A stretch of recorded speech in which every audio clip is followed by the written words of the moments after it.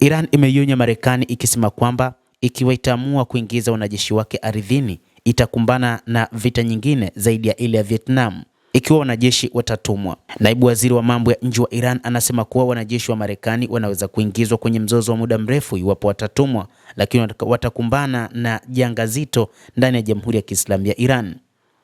Soma tu kilichotokea Vietnam. Naibu waziri wa mambo ya nje Said Khatibzadeh alisema katika mahojiano na Sky News yaliyochapishwa Jumatatu. Alisema wanajeshi wa Marekani wanaweza kukabiliwa na matokeo kama hayo nchini Iran. Wanaelewa wale waliowaingiza kwenye vita hivi wanaweza pia kuwaingiza katika kinamasi, aliongeza naibu waziri huyo.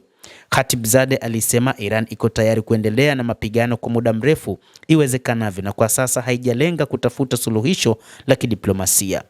Mwanadiplomasia huyo mkuu wa Iran hakupuuza mazungumzo hayo, lakini alisema ni juu ya Marekani na washirika wake kuwasilisha pendekezo ambalo litamaliza mzozo huo.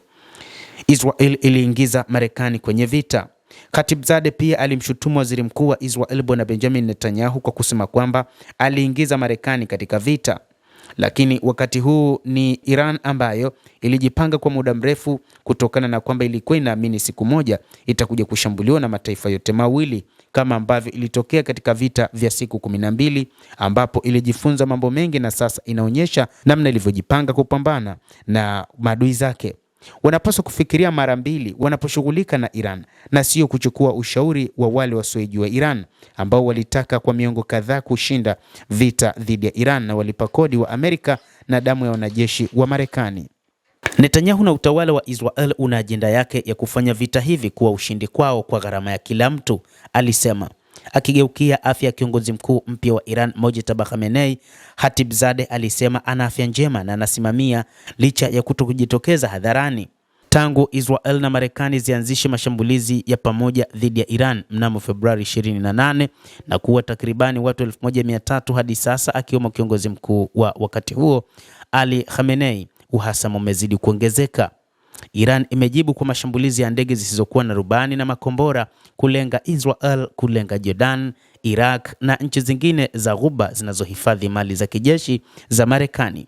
Mapema mwezi huu Mojtaba Khamenei alitangazwa kuwa mrithi wa kiti cha mkuu wa nchi Ayatollah baada ya kifo cha baba yake Ayatollah al-Khamenei.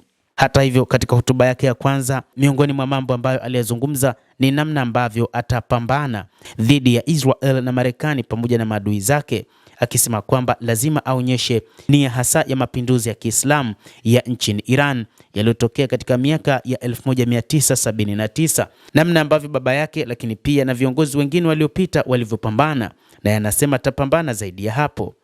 Mojtaba Khamenei anadaiwa kwamba ni moja kati ya viongozi wenye misimamo mikali zaidi kuliko hata ule wa baba yake, na hivyo wakati huu anaongoza vita hivyo akisimamia IRGC, lakini pia inadaiwa kwamba mpaka sasa Iran haitaki makubaliano yoyote na wala mazungumzo yoyote na Marekani au Israel hadi pale Marekani yenyewe itakapoamua kujiondoa katika eneo hilo la Mashariki ya Kati.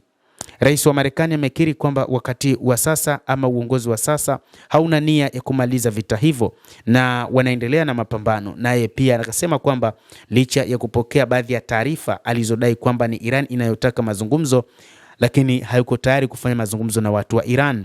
Kadhalika, Abbas Araghchi, waziri wa mambo ya nje wa Iran, amesema wao hawana mpango wa kufanya mazungumzo na Marekani, na amesema rais wa Marekani amekuwa akiuongopea ulimwengu kwamba wanahitaji mazungumzo. Endelea kutufuatilia mtazamaji, na usisahau kulike, usisahau kucomment, kadhalika usisahau kusubscribe channel yetu hii upate habari hizi kwa mapana hapa The World News. Mimi ni Adam Hussein, endelea kuwa nasi wakati wote, endelea kutufuatilia.